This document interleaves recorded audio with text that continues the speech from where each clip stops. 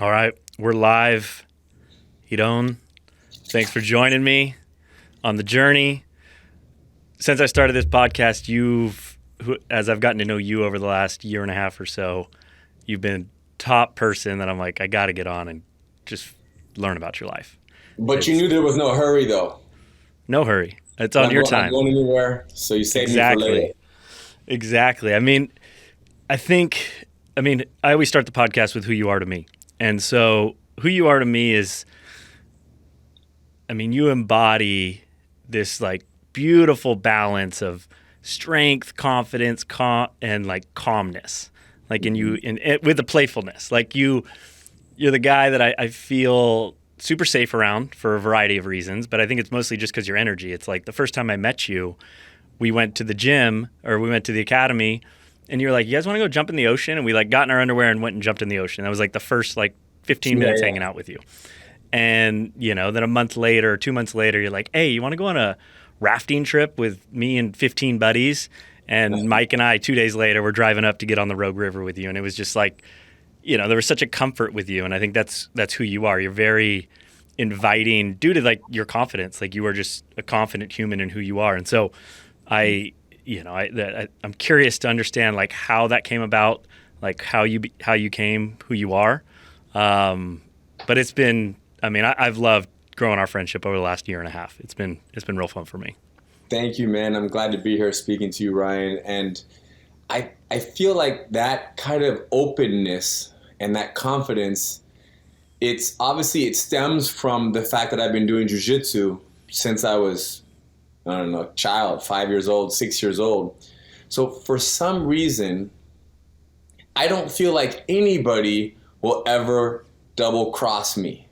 I feel like everybody, if I could invite somebody to my house for lunch, or I go with someone to the beach and I go jump into my underwear, or I invite them to go anything, they're never gonna like speak badly about me or do anything, tricky behind my back or steal from me or lie to me. So I'm confused. I'm delusional because everybody can be conned and taken advantage of. But for some reason, I always when I wake up in the morning, I think no one's going to ever cross me. No one's going to ever cross me. And I've been crossed before, and people have done things. They've crossed the line and they've not respected boundaries. And I've had to sever relationships. But when I do that, when I sever the relationship, I'm still like, okay, this person made a huge mistake. I can't associate with them anymore. But I still love them, and I'm still grateful for the 3 years of friendship or 9 years of friendship. But from this day forward, I don't talk about you. I don't call you. I block you. You're done. And I don't do it from a place of like, oh my gosh, I lost them. I do it from a place of, man, it's unfortunate that their lives and my lives, kind of separated, their life and my life separated. But also from a place of just grateful that I had them for so long. So I'm very quick to bring somebody in. And I'm also very quick to acknowledge that people are in your life for a period of time, whether that's 1 minute, 1 hour, or 30 years or 60 years. That depends on the person and depends on the situation. Has that always been with all your friends, or was there like a moment that you kind of came to that understanding? I think teaching jiu-jitsu and having just so many students come in and out of the building all the time, I've always seen people come, benefit, they learn, they empower themselves, and then they move on. They might move, they might change jobs, they might have a baby, and then distance happens between me and this student. Now, that there are students and then there are friends. And so I watch students leaving all the time. So then I kind of just naturally, I said, you know what? Life happens and people come and go. So I feel like ever since, even in high school, there were friends of mine that were amazing friends as 18 years old, seniors in high school. And then 3 months later, 10 months later, a year after I graduated, they're nowhere to be found. And that's okay. And now there's someone else. It's like the practice of non-attachment. You live it pretty good. I try my best. I want to jump into, I want to take it back. Like you talked about, like you started jiu-jitsu. How old were you when you like actually started training? Yeah, as kids, you don't even know you're starting jiu-jitsu. playing with your parent, I'll just grab my kids and I just pin them on the ground and hold them down. And they're 5 years old, 4 years old, 7 years old. So the answer is you start before you can even remember. So it wasn't like an actual training group that you were in. It was just like, this was running. This was out playing in the dirt. It's the same thing. Yeah, even at like a year old or 8 months old, you put a little baby on top of you and you push the baby as if you're really pushing the baby, but you're not. You just act like you're trapped under the baby. You say, let me up. And you sit up and the baby is just like, has no idea. But you're just getting the child comfortable with contact, with closeness and being physical. So yeah, before I was walking, I was grappling. Who was context here of your grandfather is, how would you describe it? The actual father of Brazilian Jiu-Jitsu? My grandfather is Helio Gracie, and he's the Grand Master. Helio Gracie and Carlos Gracie, as well as their other brothers, they just took over Brazil in terms of, challenging people and just proving the effectiveness of Jiu-Jitsu in Brazil in early 1940s, 1950s. And my grandfather essentially was Brazil's first national sports hero. Before Pelé was playing soccer, before Babe Ruth was on TV in America, playing baseball, my grandfather was fighting in stadiums with thousands of people displaying the effectiveness of Jiu-Jitsu. So he very much just, he was the person to cheer for, to stand behind in Brazil. But because there was no TV when he was fighting, it didn't go anywhere outside of the country or in that area of Brazil. And then my father is Rorion Gracie. Rorion Gracie is pronounced, people pronounce it Rorion. He came from Brazil to America in 1979. And my father started teaching out of his garage, like teaching a student here, bring a friend there. Before you know it, and there you go. So I grew up around people coming to my house to hang out and inviting people over. My dad did that to teach him Jiu-Jitsu. Before you know it, he opened a school in Torrance, the original Gracie Academy. I think that was opened in, I would say, 1991. I should know this date. But in 1993, my father created the Ultimate Fighting Championship and the UFC. And my Uncle Royce fought in the UFC and defeated, all the challengers, had amazing fights, once again proving how Jiu-Jitsu is the superior art to others. And ever since then, we've been teaching Jiu-Jitsu to the world, because a commercial like that, like the UFC, now you got the world saying, hey, we want to learn this stuff, because we saw the little guy choke the big guy in a fight that had no rules, no time limit, no judges, no point. 2 people enter, 1 person wins. So the demand to learn this really blew up. So from being a kid, 1 year old, 2 years old, and playing with my father were like, it's just like, it's a different kind of training when you don't even know you're being trained and you're just born into it and you're play fighting. And I see it happening with my kids right now. There is no escaping it. And I think my father knew, because his father did the same thing to him. It's just, you're just around it. There are families all around the world, that, for example, a man lives with his family in the middle of America and they have a farm. The kid, at the earliest age, he's collecting eggs from the chickens or milking a cow, or gardening or farming. This stuff, it's almost like it's unavoidable, because what else are you going to do? You're just here on the farm. And that's how life was for us. What else are you going to do? There's a mat right here. We live on the mat. We're always fighting. We're always teaching, always technique.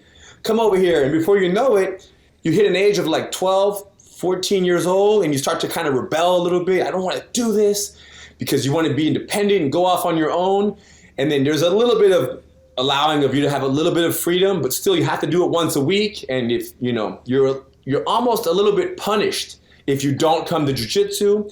And then once you hit 18, you're so good because you've been investing for so many years that when you hit 18 years old, you're choking full-grown men that are 35 years old. And then you're like, wow, there's something here. I'm good at this. So then all of a sudden you want to keep doing it because you're really good at it. And you feel like you have a purpose and people respect you. At 18, I got 32-year-olds that are like, hey, can you teach me? And the guy's an Army Ranger, and I'm 17, 18, 19. I could barely have a beer with him. He's out killing people and going to war for our country, and we can't even share a beer together, but yet he wants to learn from me because I've been around for so long. What I want to dive, like, so when you were 12, 14, you said like you kind of wanted to go off on a different path. I mean, you're third generation. Like you said, your grandfather's the grandmaster, your uncles, your dad, they're the baddest dudes on the planet, starting the UFC. You're now like rising up. Like, it seems almost predestined that you are who you are now, but I'm sure there were moments that it was like, is this really what I want to do? Yeah, you put a lot of pressure on yourself, right? When you have parents that are respected, just imagine just hundreds and thousands of people giving so much respect and so much attention to everything that my father says and my uncles say, that there's a pressure on you that you might not, reach that same level of respect from the people. And there's also your parents and your uncles and cousins, and everybody's watching you. And the question is, are you good enough? And the answer is no, you're never good enough, right? Since there's always something to be corrected. As little kids, you're at 12 years old, 14, every age, you're always being told, do it a little more like this, a little more like that, tuck your elbow in, lower your head, do this, do that. So even though you are good enough, it's never explained that, listen, you're doing amazing. You're right where you need to be. We're just constantly making corrections because we want to invest in you. That talk doesn't happen. So as a young child, it's very easy to feel like, man, it's just, there's so many eyes on you and it's so stressful and it's so easy to do wrong and you're never doing good enough. And sometimes you make a mistake when you're rolling with somebody with resistance and you get armbarred, you lose in a sparring match. And when you lose, how your parents look at you. If someone looks at you and goes like, should have kept your elbows in. If there's a little energy of like rolling their eyes and like, well, that's what you get. Then you're like, damn, I don't want to do that again. I don't want to mess up again. So then you kind of at 12, 13 years old, where you want to be respected and you want to be your own person, it's too risky to be around jiu-jitsu because you're going to be corrected. You're going to be wrong. You're going to fall short. And that's one thing that my dad didn't understand that. He didn't understand the pressure that was on my shoulders. Maybe because he forgot, or maybe because I'm sure he had the pressure when he was 13, 14, 12 years old. But it's kind of easy to forget when it's 30 years later and kind of put yourself in the shoes of the upcoming 13-year-old. Did you want to go, like, actually, because you did compete and you've won championships and you've done the whole, in the sense of like the UFC route that your uncle, championed there. Yeah. Did you have interest in going that route? I feel like you've become the ultimate teacher, and that's like really what you are one of the greatest probably on the planet, if not. Yeah. Teaching. Did you want to go fight at any point? There was times in my life where I was excited about fighting in an MMA, like a no holds barred, no rules type environment for sure. And half of that was because it's what I thought I needed to do. And the other half is because there is an energy amongst the elders in the Gracie family. Not all of them and not so much anymore, but there's an energy of you kind of have to fight MMA. You have to defend the family's honor. You have to represent for jiu-jitsu. And part of the reason why they want you to fight is because every time another Gracie fights, it kind of brings kind of respect and it brings attention and focus to the Gracies that have fought before. It kind of keeps it moving. Because if I fight, for example, he is the son of Rorion Gracie, and my father didn't fight MMA like you see on TV today, but he's fought many challenge matches like in arenas, and there's a lot of footage of my father fighting in some great fights against other martial artists. But to say like that's Rorion's son, now all of a sudden my father is like, hey, especially if I win. Now if I lose, then there's an energy of like, what's wrong with you? You should have had your hands up. Why did you get punched? I'm not from my father necessarily, because my father I felt like he was always pretty, very graceful in how he spoke to me when I did compete. I never won a world championship, like a Brazilian Jiu-Jitsu world championship, like in the big, but I've done some Jiu-Jitsu matches in competitions, whether it be like a kind of what do you call it? Like a special match against a specific person. I've had some cool matches, and they've been great learning experiences for me. But when people say world champion, they kind of mean it in the worlds. The worlds is a specific tournament, and I have competed in the worlds as a kid, like a juvenile, like 16 years old. But to be a world champion, I have not done that. You won what was it, the Pan Championships, or? Maybe, yeah, I've won some no-gi Pan Ams, but I'm very careful. I don't want to call that a world championship. It's just a tournament, and it might have had 12 competitors in my bracket, and I fought 3 or 4 times to become the champion. So I don't, by any means, ever write world champion on any resume of mine, because, again, I'm just having fun and exploring. But going back to the point of the question that you had of just the energy of wanting to fight MMA, my grandfather always kind of made it clear that we don't need to fight mixed martial arts.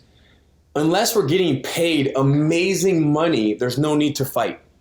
Instead, just train hard, learn jiu-jitsu, and teach this stuff. Now, if you're going to be offered a lot of money and it feels really good to fight because you're going to get paid, $600,000, $1 million, great.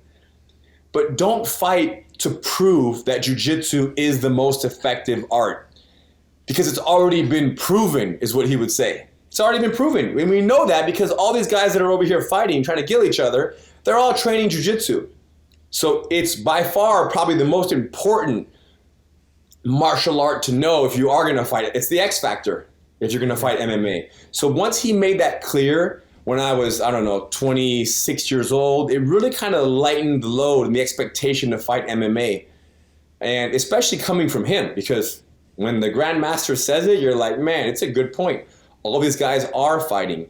When my uncle Royce fought in the first UFC and he, beat all the challengers, people like Georges St. Pierre, they have said, like, man, I watched Royce fight, and then I said, I'm going to start training. I want to do that. So GSP is someone that is known around the world, and he might have been an athlete and did high school wrestling, I'm not sure, or what sports he was involved. But to say that I'm going to go on that path and start learning the martial arts to fight like this because he saw Royce Gracie beat the bigger guy, that just shows you how long ago this happened, right? This kind of like, boom, this explosion of jiu-jitsu is the way. It totally changed fighting. I mean, I'm not a historian of fighting, but it changed, like, just his size going against the people that he was going against and what he did to them. It was like, oh, there's an art to this. This isn't about a physical side or just pure athleticism.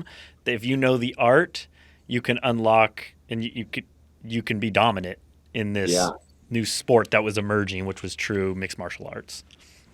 Yeah, it's so empowering, right? I mean, think about the amount of people that watched these fights where it was Royce, and it might have been another jiu-jitsu representative. There were other events and there are other fighting organizations where you watch another Gracie or anybody who knows this art and is successful and defends themselves and wins the fight. When you watch this, so many people are like, I want to learn this, and they go for learning it. But so many people never started learning it. But still, they at least feel like, yeah, we won. Because everybody's the small person against someone. Get that. So it's almost like, how can you not be excited when David beats Goliath?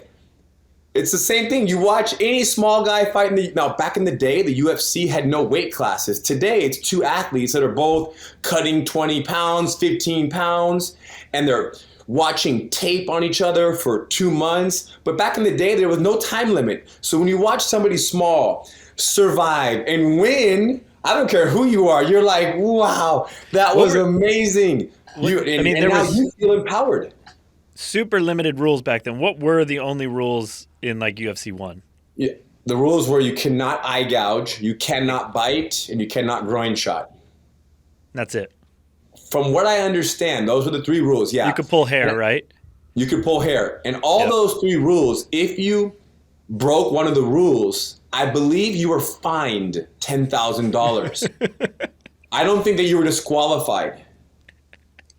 Even though if you go for someone's eye, it's not the UFC was trying to be the closest to a real fight as possible. But we have to be somewhat respectful and kind of considerate of our fellow martial artists, fellow challengers, because it's also entertainment and it's also educational. So there's no doubt that I think if you eye gouge, I wonder if you would be fined if you eye gouge, if you put your finger in someone's eye, or if you'd be disqualified, because it feels like you can make somebody blind.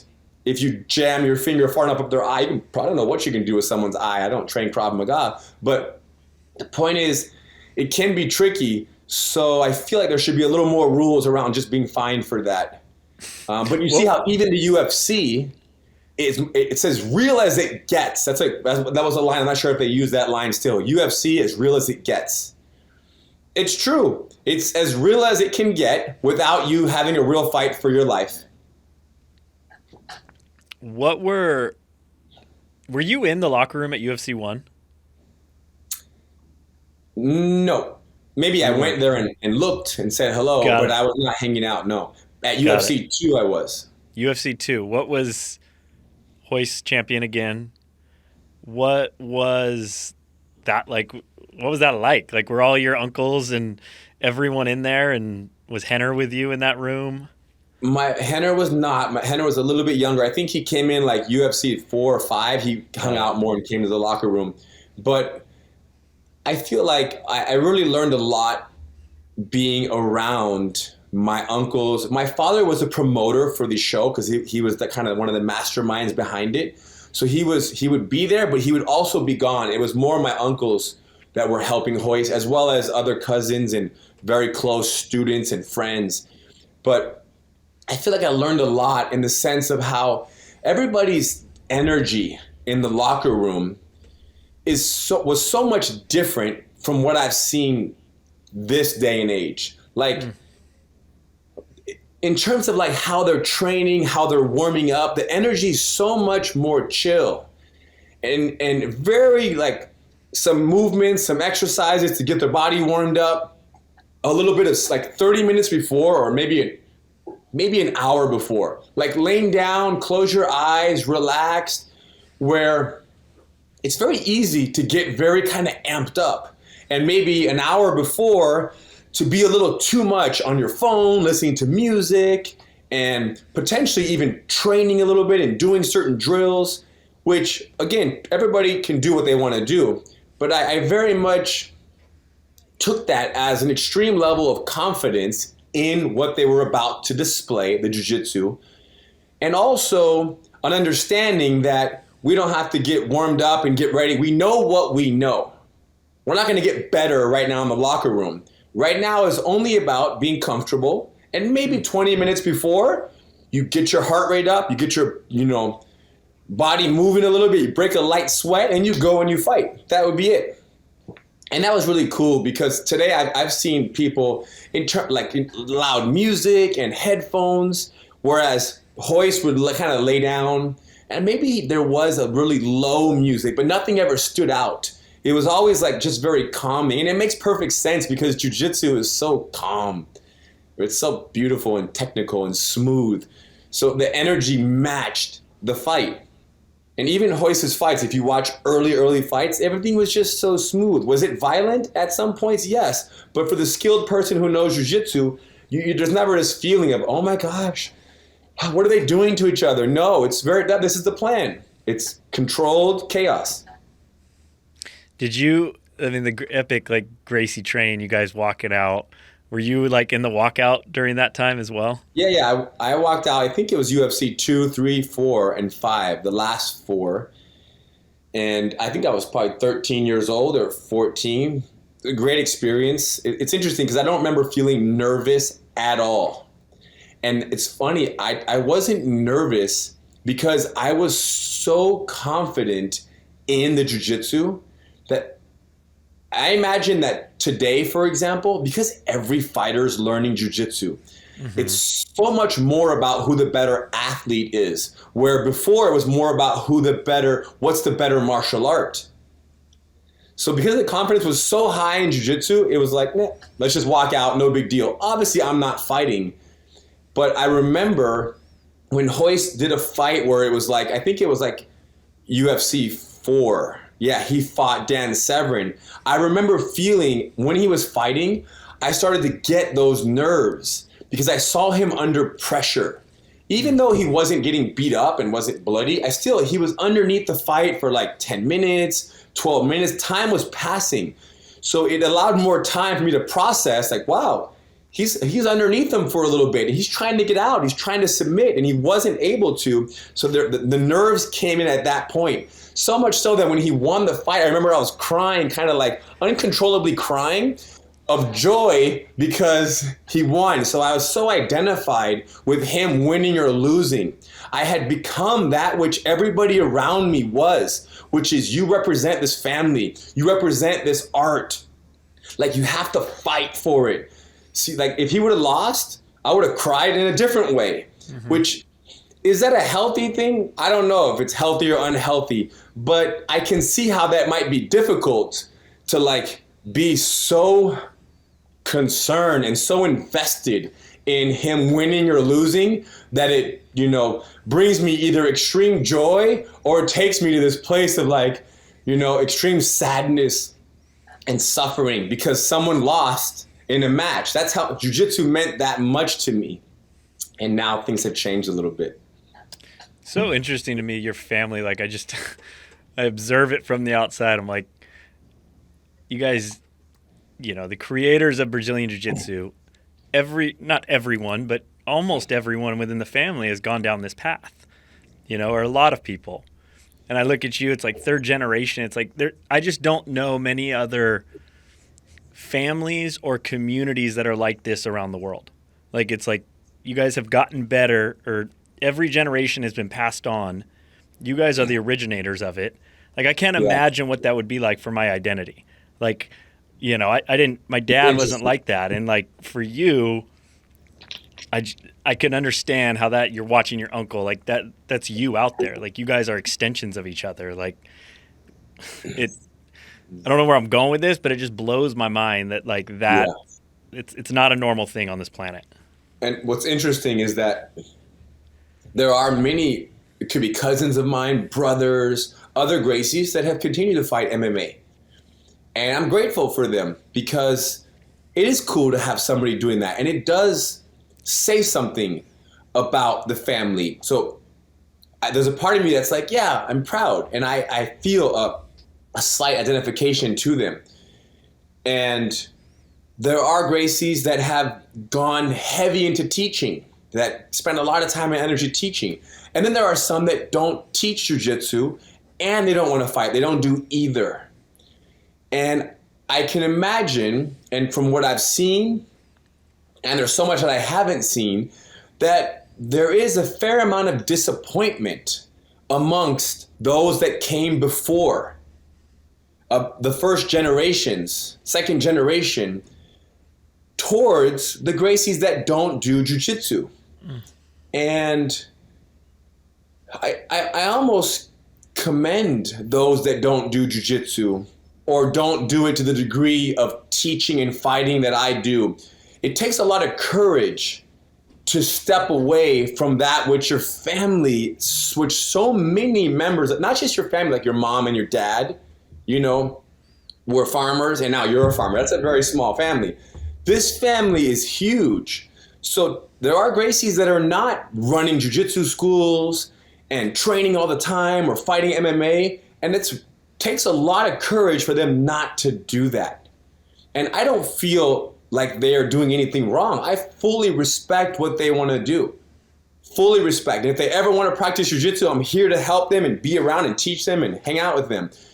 So, and like my own kids, for example, I have to be very aware of how much I expect from them, or my brother's kids, my nephews, how much do I expect them to fight MMA and to become world champions and train every day and like grind, or teach the way that I taught, hours and hours, day in, day out?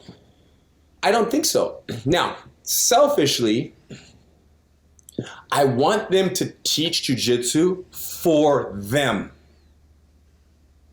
I have to be very careful that why I want them to teach is not for me. And the lines are very blurry because jiu-jitsu is so rewarding. Teaching jiu-jitsu, teaching someone who knows nothing how to defend themselves and stay safe in their own skin, that is so rewarding that I would love for my children to be able to experience that the way that I do. I would love it. Now, they might also become veterinarians, or pilots. Be a pilot and be very good at jiu-jitsu. It's a life skill. Know how to defend yourself and help give what someone gave to you to someone else. Which there's something there. That's like it's a martial arts kind of code. Like if you are taught something like jiu-jitsu or any art and you're taught for free, it's kind of your responsibility to teach someone else for free. Was that always something for you? Because I remember when we went river rafting, remember Rener and you were talking about, I think you were 18 and basically you guys took over the academy and it was like, you're now teaching adults. And yes. It didn't seem like it was something that you actually, it kind of just happened. Is that, did you want to teach prior to that, or did teaching kind of come to you and it's like, you have to do this and this is your namesake and you gotta teach? I taught before that a little bit. I taught some private classes here or there. I had some 11-year-old student and I was 16, 17. And I'm making $20 every 30 minutes. So it's a, cool little job to have 7, 8 private students. But once I hit the age of 18, I kind of moved into full-time teaching. And I would say that I was very, very nervous. I did not want to do it, but I knew that I had to do it. But I was nervous that people weren't going to want to learn from me, that I wouldn't have all the answers to all the questions, that maybe somebody who was a little older, a little stronger, a little more experienced, that's been an adult training in the adult level classes for, let's just say, 7 years, and here I am, just turned 18, that guy might be a little tougher than me, a little thicker skin, might give me a hard time. So I was very nervous to take over. But like many things in life, we kind of psych ourselves out and we don't understand our full potential. So we kind of get in our own way. Our thoughts start to take over, and before you know it, you talk yourself out of something, or you fumble and you make mistakes and you just break. But because I didn't have that option, because my father was kind of running the show and he put me there, and my want to please him and do that which I was born and raised to do, I stayed with it. And it was tough for, 6 months, a year. But eventually I cracked the code. And it wasn't as bad as I thought it was. And it worked out just great. It reminds me of like anything. It's like the imposter syndrome. Like you're kind of doing something. It's like, who am I to be doing this thing? And then, but in reality, like we're all going to go through that to be great at whatever we have to do. So you, 18, you take over. That's the Gracie Academy. At what point did you really just take over the whole academy and the whole? At 18 years old, in terms of like the teaching energy, at 18 years old, when it comes to the teaching energy and hands-on and interacting with students and private classes, group classes, even like seminars, like traveling, 18, 19, 20, Rener and I are pretty much doing all of it. My father is doing like 10%, a little bit here or there. He wants to also move here and there and be on the mat still. But only like, I would say every year, we just took over more and more and more. Until it got to a point where, I would say 6 years ago or 5 years ago, it went from Gracie Academy to Gracie University. So that's where very much the partnership between my father, my brother, and myself changed. It was always one partnership, not one partnership, it was always our father was the boss and the owner. And then it changed to where we became owners and bosses, my brother Rener and I. And we still have lots of business with our father. So it works out very well. We still, in many ways, are working with him. But only 5 years ago did it change to where we were in control of our lives and just the business that was around us. What's the big distinction between Gracie Academy and Gracie University? Well, it changed. The ownership shifted from our father owning the business to now we own the business. Was that a smooth transition? It's naturally there's going to be friction, right? Things didn't go the way that my father wanted them to go. But my father was always very clear on how we run the Jiu Jitsu, and we have schools around the country that we are very much in charge of, right? Like overseeing these schools as well as the online curriculum. So he always knew that we did so much and we were giving so much energy that it made sense. But no doubt the transition, if you ask him, it could have been much smoother. We did everything that we could to make it as smooth as possible. And fortunately, it worked out to where there's still, like I said, there's still business between us and we still work together and we're tied in many ways. But in terms of who makes the decisions, there's a lot more freedom now on our part, which has been great. And we are able to express ourselves and do our thing. And it's what makes the most sense.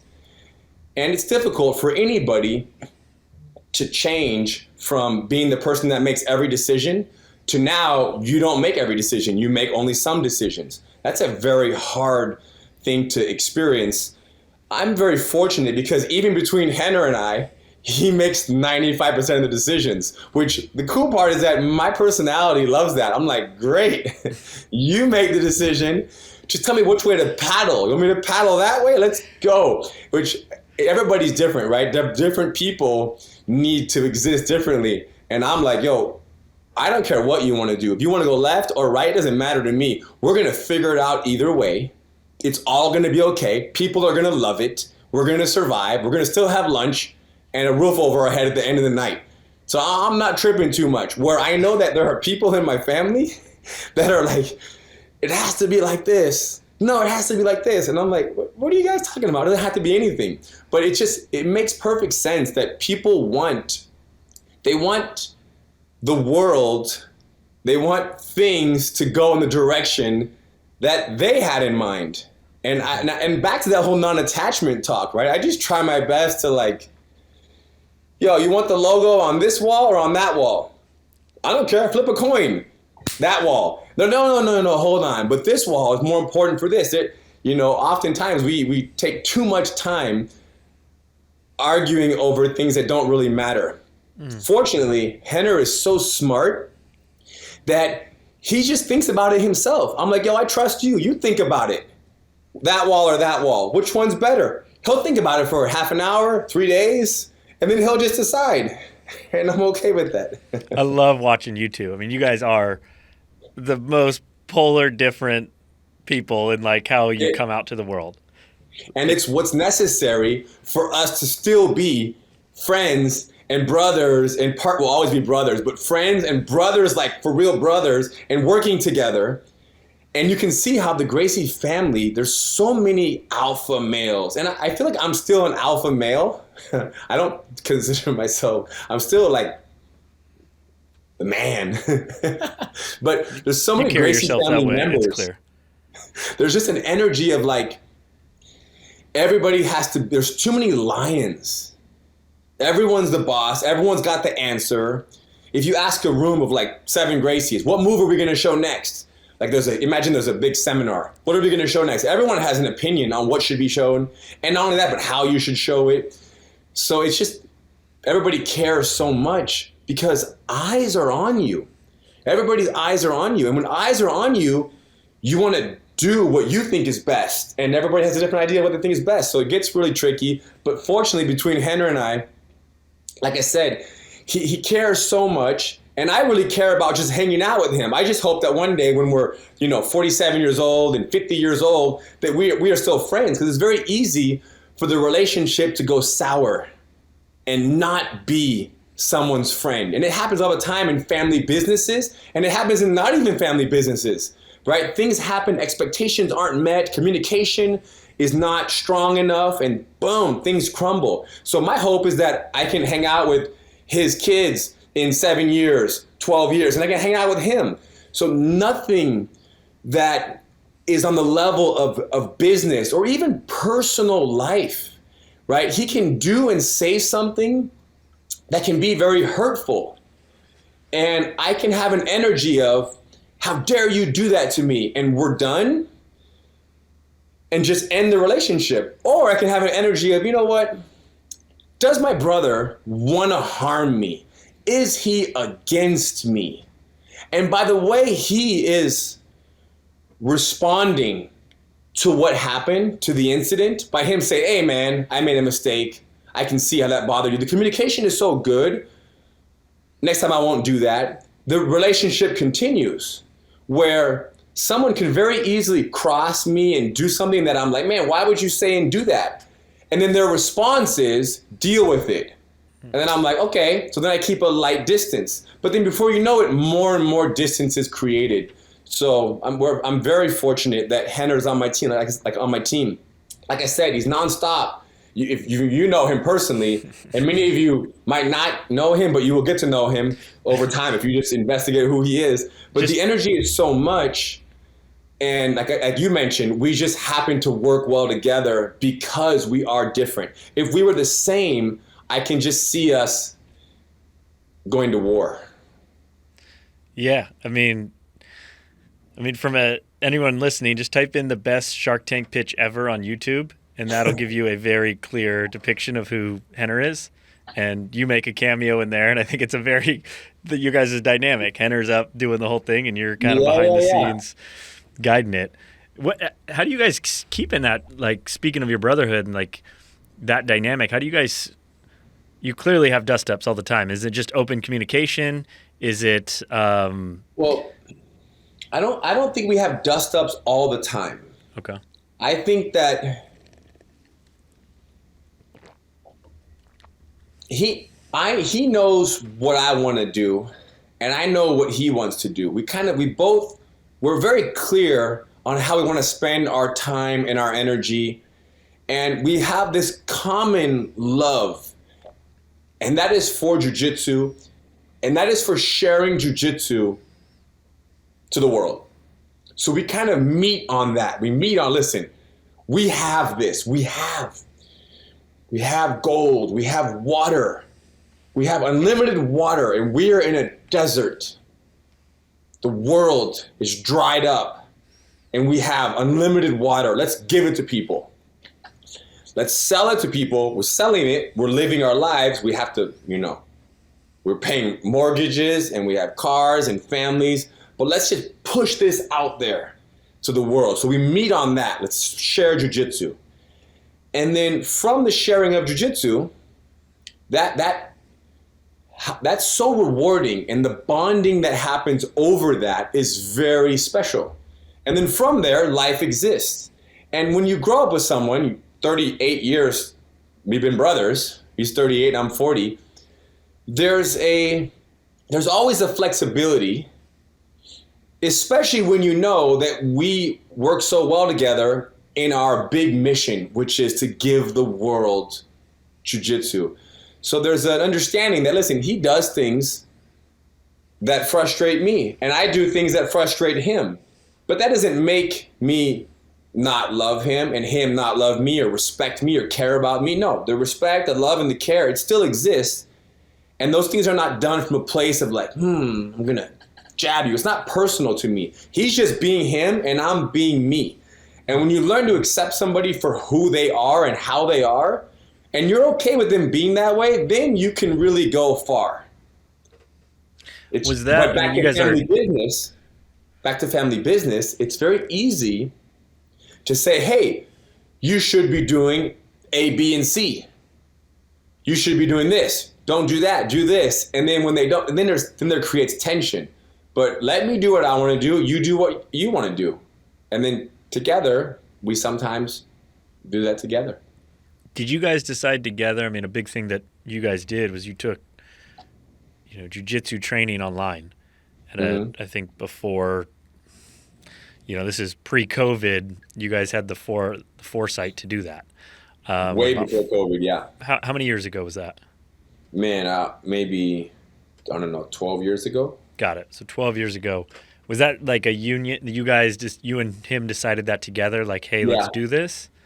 Like, and you guys took some heat, right? Like, that was like there was maybe some differences of opinion of you guys going that route. Mm-hmm. Yeah, there's so much information when it comes to jiu-jitsu that you can't put it all on DVDs, which people were doing DVDs and VHS tapes. So there's so much information that, I think Henner's like, yo, we got to put this online. And just that way we'd have just unlimited space as to what we can, record, document, and then share with the world, as well as the accessibility, right? Everyone's got access once it's online. So, but no doubt that was something that we took a lot of heat for. And even though people were selling VHS tapes before we went online, and they didn't get that much heat, but the main reason why we got a lot of heat was because we still believe, that if someone dedicates the time and energy to learning the techniques the way that we kind of lay out for them on this online course, Gracie Combatives is the entry-level program, that if you spend 10 months, a year with 2, 3, 5 friends practicing these techniques in and out, and you're practicing, 3, 4 days a week, you're training this stuff and you're increasing the resistance and you're working together and you're answering questions on the online forum, and maybe you're going and visiting one of our schools around the world here and there and kind of sharpening the sword. If you do this, our belief is that you can reach a level of comfort and understanding to where you're pretty much at a blue belt level. Now, people really didn't like that we sold this idea of bringing somebody from no experience to a blue belt level. And originally, we had allowed you to demonstrate the techniques through recording, upload it to our website. We would watch it and we would promote somebody. We have since changed that. Not because we don't think that you can get that good, but we have changed it so that someone now has to also go spend some time at an actual school, actually kind of, smoothing out all the kinks. Now, our belief is that can also be done with 4, 10 friends in a garage. But not everybody has access to a group of friends in the garage that can roll like that. So going somewhere else and kind of smoothing things out is helpful. So once you go somewhere else and you train there for a little while, then then you do a test and you can get your blue belt. So now remember, like all over the world, black belts will watch 2 people grapple and they'll say, yep, he's ready for a blue belt. So watching 2 people do jiu-jitsu and then giving them a blue belt has been happening forever, for as long as I can remember. It's not like when I was 14 years old, I saw people doing tests for blue belts. I would see I would not see it, but my teachers would watch 2 people roll around and grapple and show good technique. They were also watching them, throughout a year. But sometimes you travel to a random seminar in Baltimore, and there's a guest instructor there who's maybe the instructor of your instructor. And then he says, hey, that guy right there, he's moving really well. He should get a blue belt. So the idea of watching someone through a video and saying, yup, you're moving at a blue belt level, I don't think is too crazy, but no doubt it kind of struck a chord of like, yo, what are you doing? You can't give belts online. So then we adjusted it, and now there is an in-person portion of the blue belt test, which has worked out great, and it's gotten less heat. But listen, the bottom line is that the heat came from a place of you're doing things differently than we did things. And purple belts and brown belts, which these are the more advanced belts, purple, brown, and black, they weren't able to get their blue belts like that. They had to go through more grind. So you kind of want everybody to go through the hell you went through to get to the blue belt or to get whatever belt is next. I think it comes in line with, like, I've heard you say it multiple times. It's like your mission is to get as many people involved with jiu-jitsu as possible.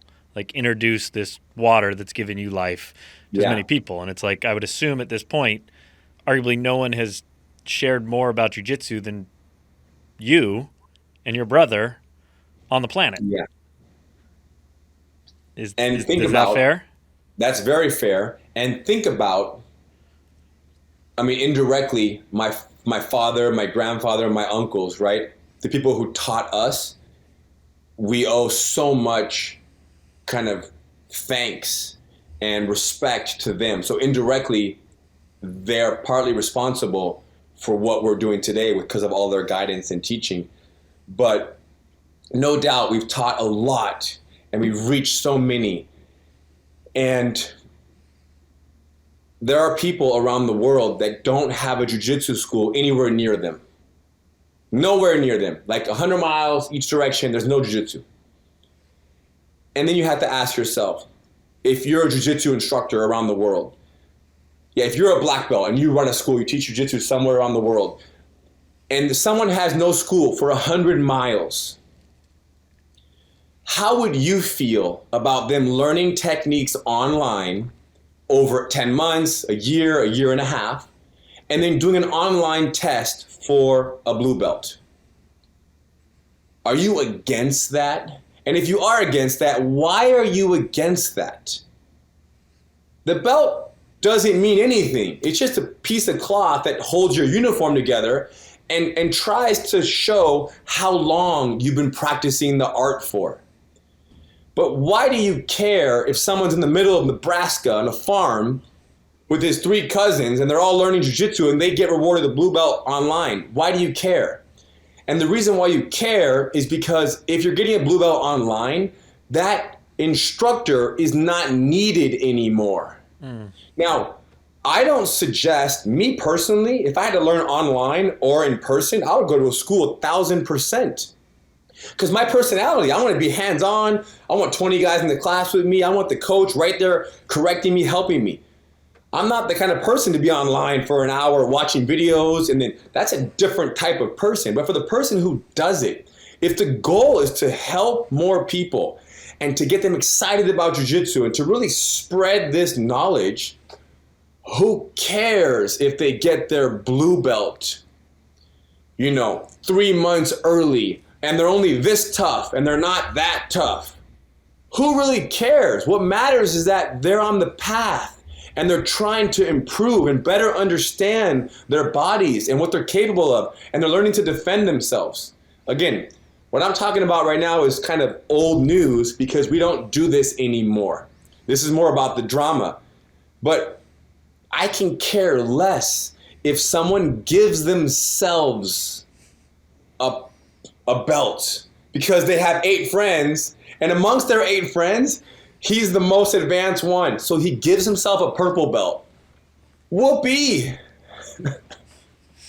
Seems pretty controversial. Who cares? But again, our power, my power as a jiu-jitsu master, comes from the fact that you sign up at my school, you pay money, and that puts food on my plate, on my kids' plates. That pays my mortgage, pays for my gas, and it allows me to live my life. And you come to me and you ask me the questions. And when you ask me, I say, no, do it like that. See how I'm so needed. And then when you do the move a little wrong, I say, I correct you. And then after 8 months of wearing a blue belt, maybe I give you a stripe or your second stripe on your blue belt, a degree. And then another year passes, or 3 years, another stripe, 2 stripes, and then eventually I give you your next belts. See, I am the one that gives you your belts. I tell you where you are, which, listen, I agree. It's good to have an instructor. I had one my whole life, an instructor or mentor. This is all I'm only bringing this up because of the trash talking, which is we went too far on this talk. The point is, it's hard to feel not needed. And let me tell you this right now. If you teach jiu-jitsu, if someone teaches jiu-jitsu, brick and mortar, they're in a building and they're teaching, they will forever be needed. People, for the rest of our lives, okay, people will always be wanting to learn to defend themselves more than ever. It's never going anywhere. The importance of self-defense is not going anywhere. And people will always come to you. All I hope is that you have a very safe and clean and professional and welcoming and structured school. So when they show up, they feel like, you know what, I'm taken care of. I'll be good here. Well, to that point of jiu-jitsu, it's like, I mean, right now I feel like kind of a change of subject, but in this category, you guys are now taking on like a huge societal issue in our country. And you're out in Georgia right now.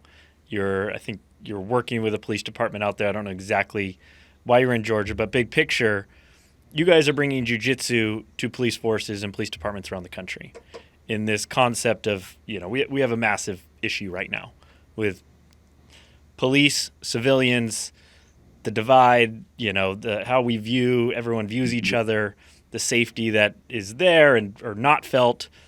And you guys are going headfirst into it, into bringing jiu-jitsu as the mode to build more confident humans, lowering the use of force. I mean, the numbers. I mean, give me some example of what do you guys call this? Gracie tactical. Gracie Survival Tactics. And to be very clear, this has been an issue for a very long time, where police officers are undertrained and they use excessive force. Now, the problem is that now more than ever, you have cameras, millions of cameras everywhere. If it's not the police dashboard camera, there's the camera over the 7-Eleven, there's a camera in the 7-Eleven, there's outside, there's all the people, all the bystanders, everyone's got a camera. And everyone's already on their phone, ready to push record. So that is the problem right now. This is not the problem is that there's so many cameras. That's the new problem. Now, with that being said, everybody is being held accountable for everything. Every police officer, anytime he goes hands-on, even before they go hands-on, when a police officer touches one of the people from the community, one of the citizens, it's on, the camera's rolling. And it's almost sad, but more than ever, people know that there's probably a 90% chance that the encounter, or 60% chance, that the encounter goes south. Meaning it's a little bit more, maybe the excessive force. But the question is it excessive force? In many cases, it is.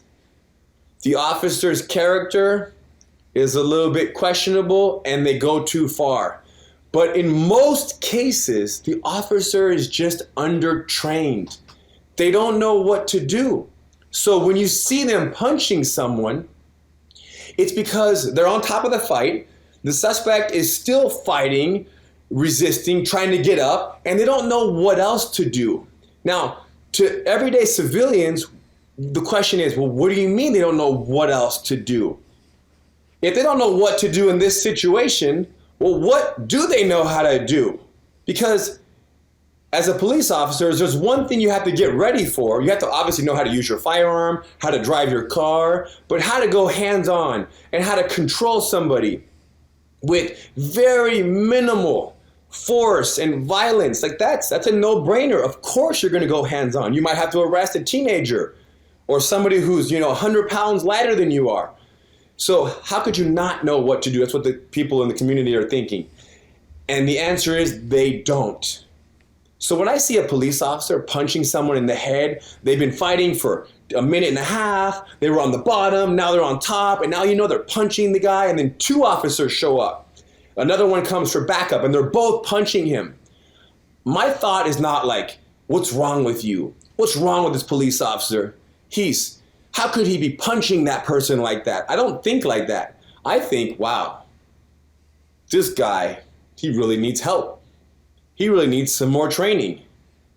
He doesn't know what else to do. Of course he's punching. If I got in a fight with someone tomorrow and I didn't know all that I knew, I would start punching them too. That's what people do when they fight. Because if I don't punch the person, they're going to punch me. If they might knock me out. They knock me out, take my weapon from me. It can only get worse. So no doubt, Gracie Survival Tactics is exploding because there are so many options. There are so many things to do. There are so many answers for all of the very dangerous positions that police officers find themselves in. There's so many techniques, and it's our job to introduce those techniques to law enforcement agencies around the world. And we're here right now teaching Homeland Security. They're hosting it. But many other police departments, they might have 6 Homeland Security agents, and then they have, 2 from here, 2 from there, Colorado, Oregon, and they come from all around. They send officers to the course, and they send their defensive tactics instructors, and then we teach them a 30-hour week, a handful of techniques, right? 23 lessons, which is even more techniques because each lesson is more than one technique. And then we teach them how to teach. And that's what we call the Gracie Slice Presentation Formula. It's a way of teaching these techniques that will help these defensive tactics instructors really connect with the other officers in their department. Mm-hmm. Because you can very easily teach defensive tactics in a way that makes the other officers be like, man, I don't want to do this. Because let's just say there's not enough focus on the details. Or maybe it's too complicated. It's too wordy. So now people start getting lost. And because they're not understanding, they feel a little bit embarrassed to even be in the room. So they don't want to learn it. So it has to be, and this goes for civilians as well. This is not something that we use only with law enforcement. This approach on how we teach, this is why we have 200 plus civilian-owned schools around the world that are taking over. Because when you show up, it has to be easy to learn. And when you're teaching police officers that are going to apply this, in the field, in a fight for their lives, it can't be too crazy. They have to watch you teach something and say, you know what? This makes sense. I might need this one day, and that looks simple enough for me to practice. And if the police officer says all those things, then they're going to want to learn it, and they're going to practice it, and it's going to make a difference. And then when they get into a altercation 6 months down the road, when they're on top of somebody, we've changed their mindset. Now they no longer are in a hurry to handcuff the suspect. They're in a hurry to control the suspect could be 50 seconds, could be 100 seconds. They let time pass. And time is very, very good. It's at de-escalating the situation. It's also one of those things of the energy that I'm assuming an officer that's trained here, the energy they're going to give off is way less. It's not fear meeting fear. It's a confidence. It's a stable, grounded energy to the suspect that they're with. And I'm looking at some of the statistics here. It's I think this was with the Murrieta Police Department. It's 23% reduction in taser deployments in the BJJ officer group, 48% reduction in officer injuries department-wide, serious injuries to a suspect, 53% less likely. I mean, those are insane numbers of a control group. And that now you guys, where is this at now? How many departments are you guys working with across the country at this time? Man, too many departments. I can't even begin.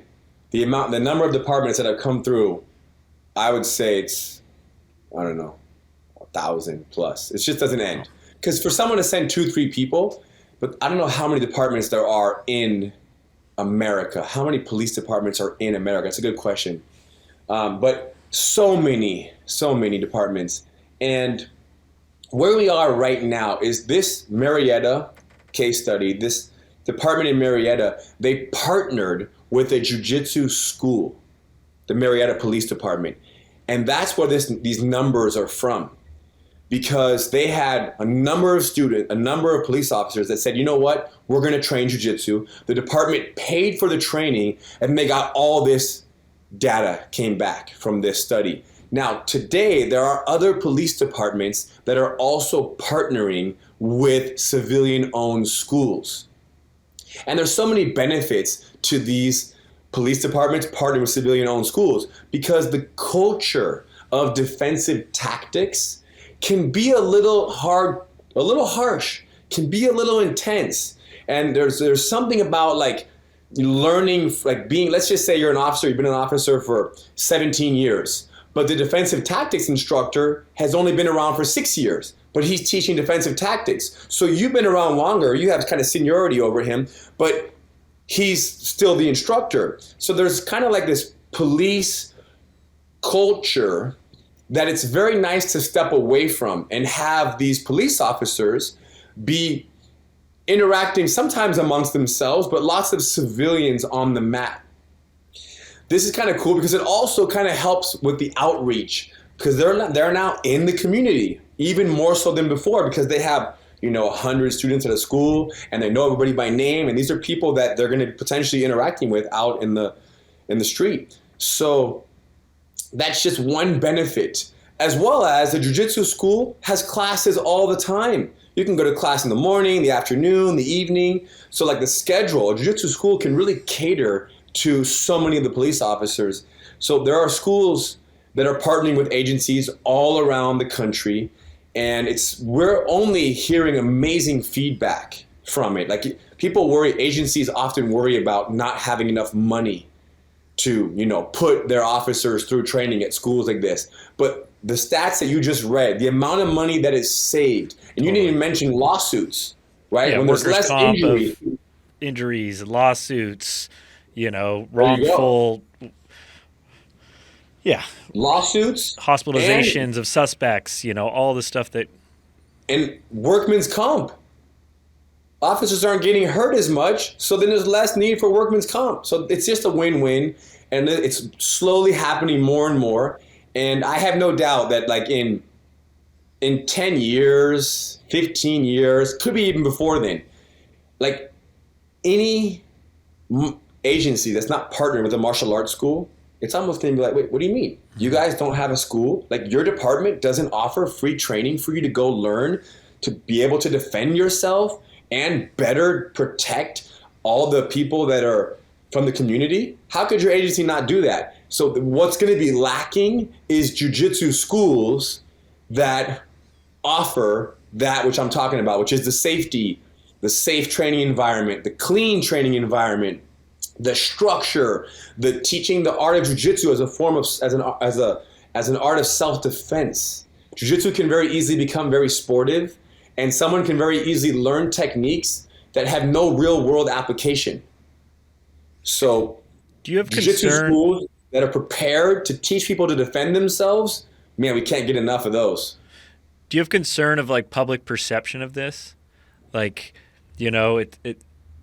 I know what you guys are trying to do with jiu-jitsu, but like some people watch jiu-jitsu and it's like, oh, they're hurting this person, where they're actually controlling an environment. Well, yeah, people who don't understand jiu-jitsu can watch and they can see the officer controlling the suspect and then twisting his arm and handcuffing him and say, oh, he's twisting his arm, he's cranking his shoulder. You're right. And he is cranking the shoulder. Now, how much he cranks the shoulder will vary, right? Depends on how much he's resisting. But just got to think of the alternative. What if he didn't know how to apply that shoulder pressure? What might he do instead? He might start punching him. And then when he punches him, he's neglecting his control. Because when you punch somebody from the top position, you can't have a very good control of your suspect while you're punching them. So then you start punching them, and then you lose control. You fall on the bottom of the fight. Now that you're on the bottom, the suspect's on top. If the suspect starts punching the officer, it is justifiable for the officer to draw and to shoot from the bottom of the fight, because one punch could be one punch too many. You see that? Because I'm on my back. I have a gun. You're punching me in the face. That, if you could argue very simply that this is a situation that calls for deadly force.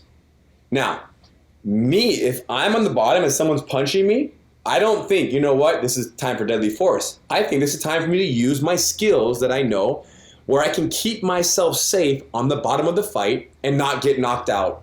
And I can also keep my weapon out of reach. I have those skills.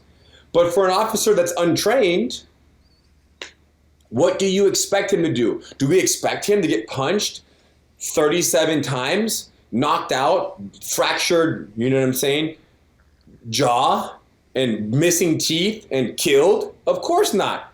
We expect him to defend himself, because you shouldn't be punching a police officer. But then you have to ask, maybe the suspect is punching the police officer. We don't even know, right? Maybe they're punching because they just got punched 7 times when they were on the bottom. And they're just brought into this fight or flight energy. And why was the officer punching them in the first place? Because he wanted him to roll over and put his hands behind his back. But the suspect wasn't complying. You see, so the whole thing went out of hand. It just spun out of control, all because they didn't have the skills. So when someone says, you know, hey, you're cranking his shoulder too much, or you're twisting his wrist, or let up on his arm, hold on. It's true that sometimes there could be a little less pressure applied to the joint.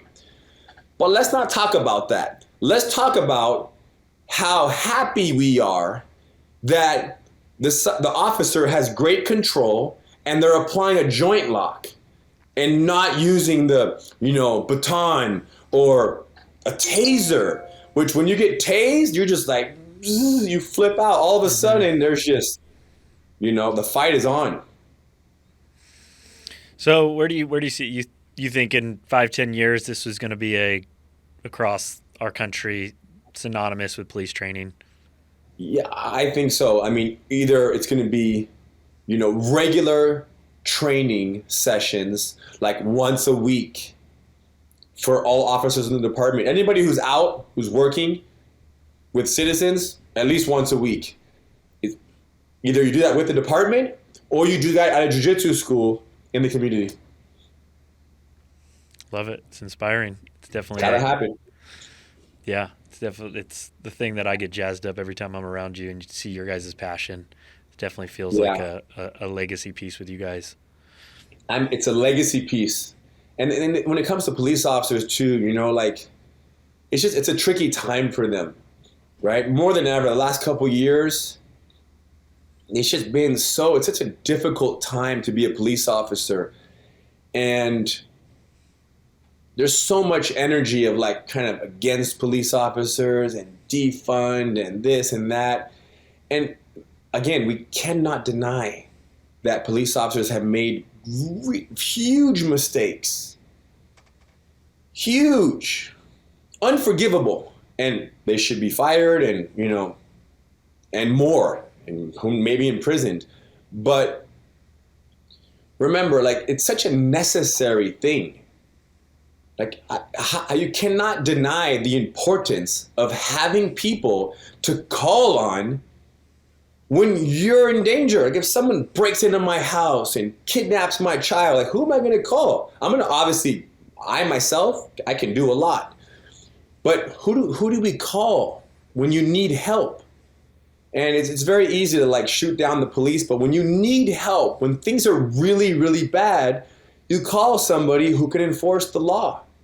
And it's on us now, it's on the whole world to how can we better understand how important their job is, how dangerous it is, and at the same time, have a little bit of forgiveness and put pressure, not necessarily on the police officers, but on the chief, on Who knows? The mayor, there's somebody else who's deciding what that police officer, it's way above them, that decides what they have to do, how much training they need.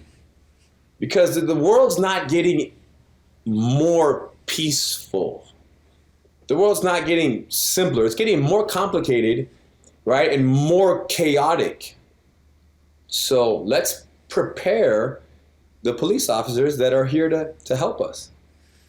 Love that, man. Yeah, it's definitely a solution to, as opposed to just one side talking over the other. It's like, actually, let's create a path forward where, civilians feel more safe, less harmed, less injury. Officers feel more confident in their job, and ultimately, like, build a more cohesive unit. Yeah. And as Henner always says, this is like the lowest hanging fruit. This is just one thing that we can do. Police officers maybe need to work on other things as well, but we can speak on they need better hands-on training, defensive tactics training. What, I always ask, what is one thing that you believe that's not commonly accepted? One thing I believe that is not commonly accepted? Yes. Man.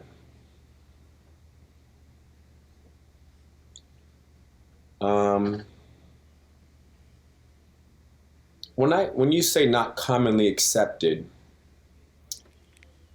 like one thing I think about right away, and it kind of goes back to non-attachment. A friend of mine had called me, maybe this is about a year ago, and he said, my mom passed away. And I said, man, I'm so happy that you were able to have a mom in your life until you're in your 60s. I think he's 59 or 60 years old. You had a mom for 60 years. I'm so happy for you. And he was like, I sent him a voice note of this. And then I saw him the next day and he said, man, thank you so much for your message. I showed it to my wife. And so my acceptance of death, I feel I feel very comfortable with death. And people's normal response to when someone's mom dies is, I'm so sorry. I'm so sorry for your loss. And then they send flowers, and she was a great woman, there was no one like her. I remember this, which that's 100% okay to support someone in that way. Everybody's different in how they support those that have lost someone. But I have realized, and this has been a couple years now, it's been, I don't know, maybe 8-10 years more, maybe a little more, of this mindset of my own mom passed away last December. 6 months ago, what are we, August now? 8 months ago. And when she passed away, the feeling again is, I had a mom for 40 years. Mm-hmm. And I'm so grateful for that. And this goes the same for if tomorrow my wife leaves me. She says, you know what? I'm done with you. And I want to be married to the gardener, or I'm going to marry our neighbor down the street. I'm so glad that I had my wife for, I don't know how many years, but 10 years, 12 years. Don't show her this clip. What do you mean you don't know how many years? But the point is, I had her for we've been together for 12, 14 years. It doesn't matter how long we've been together. I don't care. What matters is that I'm grateful for all that time. So now my wife leaves. And matter of fact, I really hope that she finds peace and love with my neighbor. I hope it really works out for her, because I really love her and I want the best for her. And I understand that whether she's in my life or not in my life, everything's going to be okay.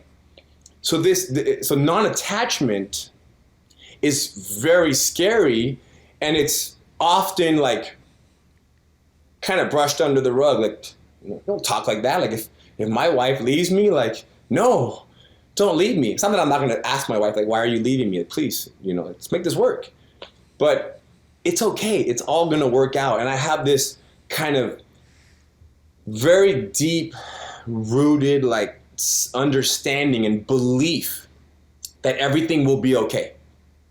I believe that, like, to my core. Like, I lose my home, I lose my wife, my kids, my brother, everybody that I love and I cherish, I lose them all. And I'm by myself. It's going to be okay. It's going to work out. Love that. Gratitude. You sit in it all the time.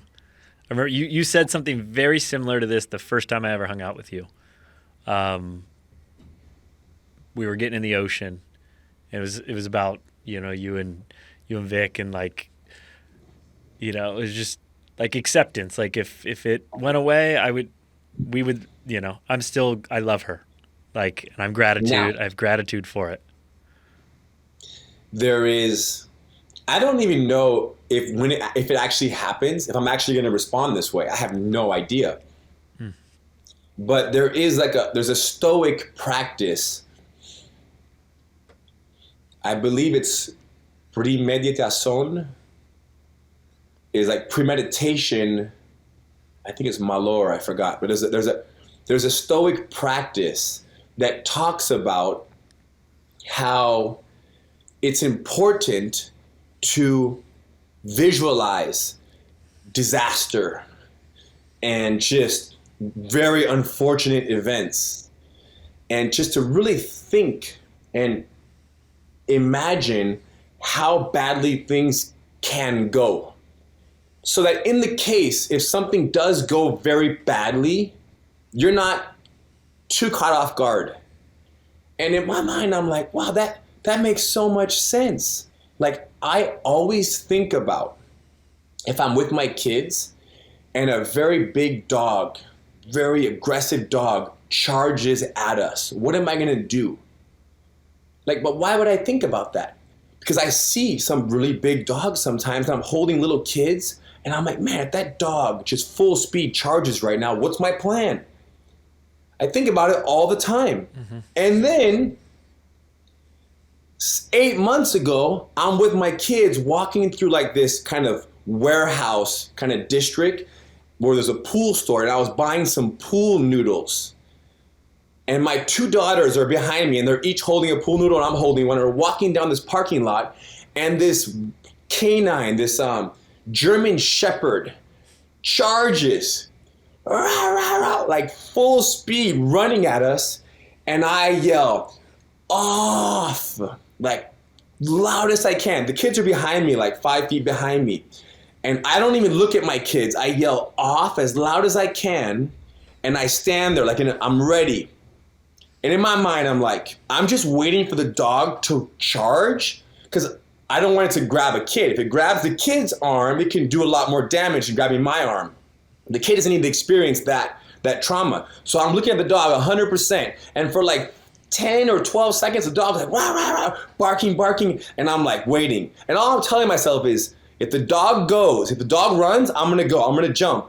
And I wait. And the dog, eventually the owner started yelling at the dog. He came out running. And then the dog ran back to the owner. But I didn't feel like my heart rate didn't change too much. And my focus was not on my kids. And I had almost kind of visualized that for years, since they were like babies, like 1 year old, barely walking. So I'm so grateful that I exist in this world where if tomorrow I lose the person that I hold most dear, if I lose them, it's okay, because that's what happens. People come and go. We lose people. Why am I so surprised? It's just only a matter of time. And this goes across the board. Like, if my friend got in an accident and died from a DUI when I was younger, why am I surprised? He drinks all the time, and he was irresponsible, and mistakes happen, and people die. Is it not surprising? Now, I'm sad. I'm going to miss that person. but it doesn't completely derail me because people die. The same way I have a great friend who makes a very bad decision and does something that I cannot associate with. And I cut that person from my life. I don't talk to them anymore. But that's okay because it's a numbers game. And of course, I'm going to know somebody who makes a very, very bad decision and does something that I cannot stand by. And now I lost that friendship. Matter of fact, I might even turn them in and report what they did. So, but this is not surprising. This is life. And it's so easy for us to get like completely thrown off. Like, how could you do that?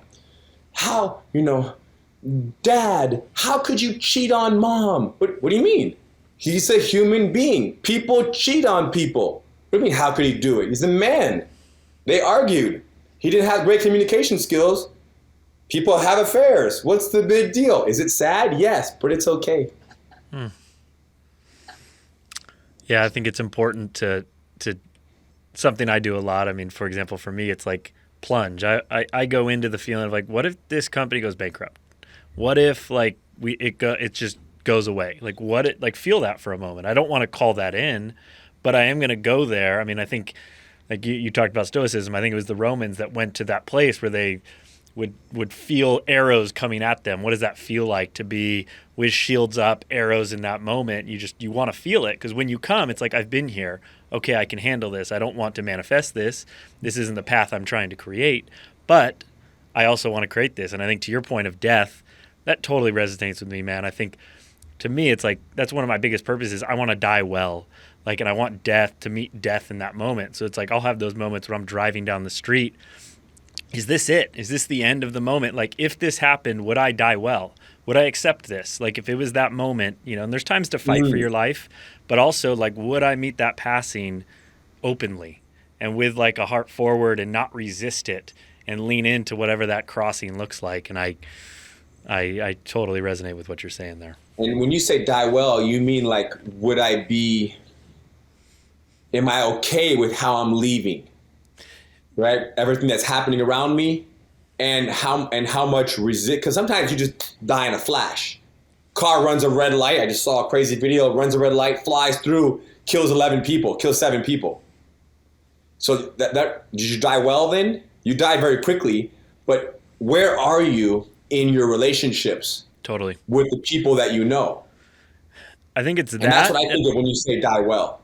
I think it's, to me, and I say die well, it's like, I think there's a moments every day that we go through that it's dying well. Like, and when I made that statement, I'm referring to actually dying in this body, ending, and what that looks like. But there are moments when it's just time to let go.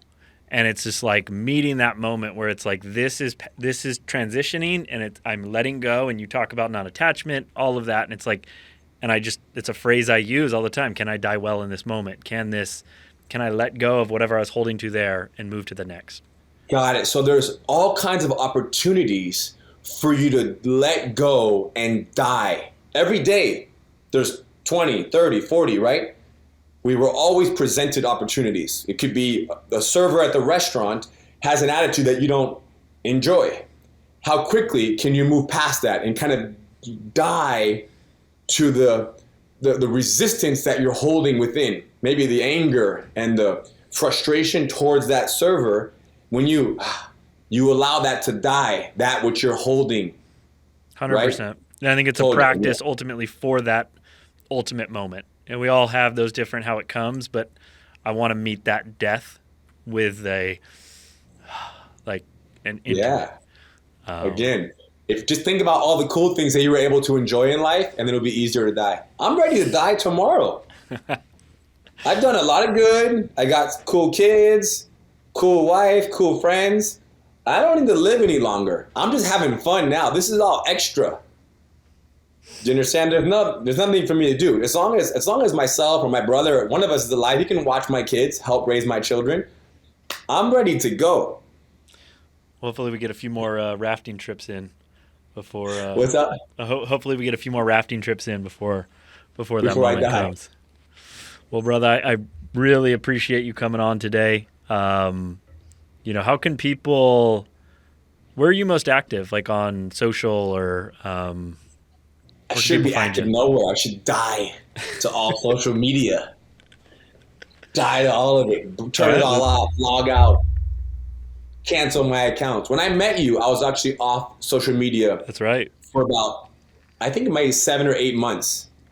And the crazy part was I didn't even miss it at all. Isn't that I didn't wild? go to my phone. Maybe like the first 3 or 4 days, I kind of thought about it. But after like a week or two, I did not miss being able to go on Instagram. I like Instagram. I like Twitter. Instagram and Twitter, Ryron Gracie. It's pretty simple. There it is.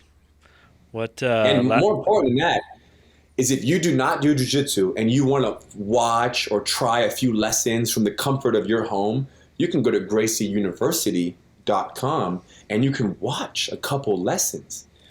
And you can very quickly be convinced as to how simple jiu-jitsu is and how possible it is to practice at home with a friend, 2 friends, a partner, a child.